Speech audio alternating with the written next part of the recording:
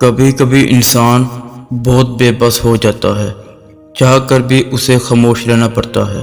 وہ صبر سے کسی موزے کا انتظار کرتا ہے، نم آنکھوں سے اپنے رب کی رحمتوں کا منتظر ہوتا ہے، اور پھر قرآن سے اللہ تعالیٰ کا جواب آتا ہے، اور جلد ہی آپ کا رب آپ کو اتنا دے گا کہ آپ خوش ہو جائیں گے۔ بعض اوقات دعائیں رب کے فیصلے نہیں بدلتی، مگر آپ کا دل بدل دیتی ہے اور رب کے فیصلوں کے مطابق کر دیتی ہے۔ ہم اپنے رب کی حکمتیں کبھی نہیں سمجھ سکتے۔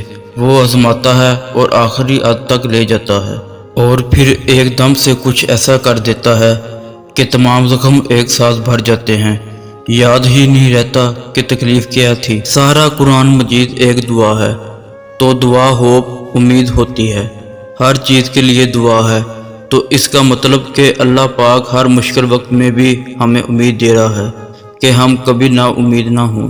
کوئی گناہ ہو جائے تب بھی، اور کوئی مشکل پڑ جائے تب بھی، کیونکہ اللہ تعالیٰ سب کچھ کر سکتا ہے۔ اللہ پر بھروسہ رکھیں۔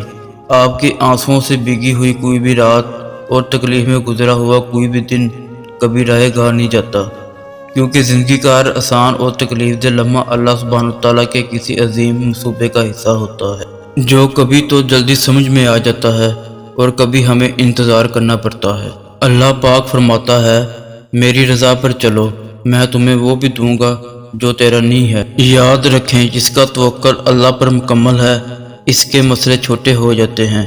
اپنے تمام مسائل کو اللہ کے حوالے کر کے آرام سے سو جایا کریں۔ آپ کے ہر مسئلے کو اللہ نے حل کرنا ہوتا ہے۔